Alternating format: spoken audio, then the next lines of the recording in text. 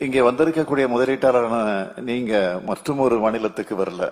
கடந்த 4 ஆண்டுகள்ல கடுமையான உழைப்பை செலுத்தி ஏராளமான முதலீட்டாளர்களோட தொழில் நிறுவனங்களோட நம்பிக்கையை பெற்று இந்தியாவிலேயே அதிகமாக 11.19 விழுக்காடு பொருளாதார வளர்ச்சியை சாத்தியப்படுத்தி இருக்கக்கூடிய தமிழ்நாட்டுக்கு வந்திருக்கீங்க. திராவிட முன்னேற்ற கழக ஆட்சியும் தமிழ்நாட்டு வளர்ச்சியும் பிரிக்க முடியாதது. ஏன்னா இந்த தமிழ்நாடு அறிவுத்தரத்திலையும் உழைப்பிலையும் சாதனைகள் படைக்கிறதுலையும் உலக நாடுகளுக்கு இணையா இருக்கணும் என்னும் எங்களுடைய லட்சியம். அந்த லட்சியத்தை அடையணும் என்ற வேட்கை எங்களுக்குள்ள இருப்பதால் தான் தொலைநோக்கு பார்வையோட மற்ற மாநிலங்களுக்கெல்லாம் 25 ஆண்டுகள் அட்வான்ஸா சிந்திச்சு திட்டங்களை செயல்படுத்திக்கிட்டு இருக்கோம். 1971 சிப்காட் ஆரம்பிச்சதா காரணத்தினாலதான் உலகமயமாக்க அறிமுகமான பிறகு அந்த வாய்ப்புகளை தமிழ்நாடு சிறப்பா பயன்படுத்திக்கிச்சு.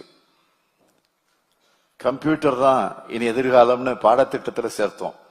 இந்தியாவிலேயே முதல் மாநிலமா 1997 ஐடி பாலிசி கொண்டு வந்தோம். டைடல் பார்க் உருவாக்கணும். இப்படி என்னால லிஸ்ட் போட்டு சொல்லிக்கிட்டே போக முடியும்.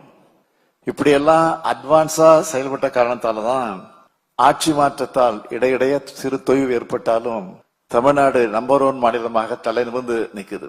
இந்த கோவை கேபிட்டல் சிட்டி கிடையாது, டயர் 2 சிட்டி தான்.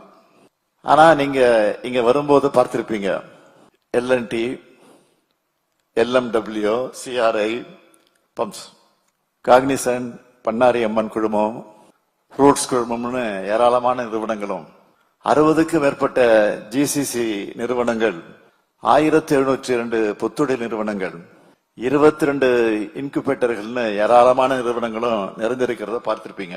இதே நிலை தமிழ்நாடு முழுக்க இருக்கணும். தமிழ்நாடு வளரணும். அதுக்கு நீங்க எல்லாரும் துணை நிற்கணும்.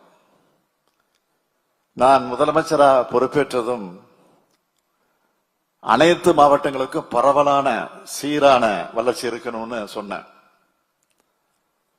அதனால தொழில்துறையை சார்ந்த யாரை நான் சந்திச்சாலும் தமிழ்நாட்டுக்கு முதலீடு செய்ய முன்வாங்கன்னு கோரிக்கை வைக்கிறத வழக்கமா வச்சுக்கிட்டு இருக்கிறேன். தனிப்பட்ட முறையில மட்டும் இல்லாம சிறிய அளவிலையும் பெரிய அளவிலையும் முதலீட்டாளர்கள் மாநாட்டை நடத்தி தமிழ்நாட்டில் இருக்கிற வாய்ப்புகளை எடுத்து சொல்லி முதலீடு செய்ய அழைப்பு விடுக்கிறோம். UAE, Singapore, Japan, Spain, America, Germany, England ஆகிய நாடுகளுக்கு நானே நேரடியா போய் பல்வேறு தொழில் நிறுவனங்களோட தலைமை பொறுப்பில் இருக்கிறவங்களை எல்லாம் சந்திச்சு தமிழ்நாட்டில் இன்வெஸ்ட் பண்ண வாங்கன்னு அழைப்பு விடுத்திருக்கிறேன். இப்படி நடத்தப்பட்ட 17 முதலீட்டாளர் மாநாட்டோட விளைவா இதுவரைக்கும் 1016 புரிந்துணர்வு ஒப்பந்தங்கள் மேற்கொள்ளப்பட்டிருக்கு. இது கடந்த ஆட்சி காலத்தின் கடைசி 4 ஆண்டுகளை விட 2.5 மடங்கு அதிகம். இந்த புரிந்துணர்வு ஒப்பந்தங்கள் மூலமா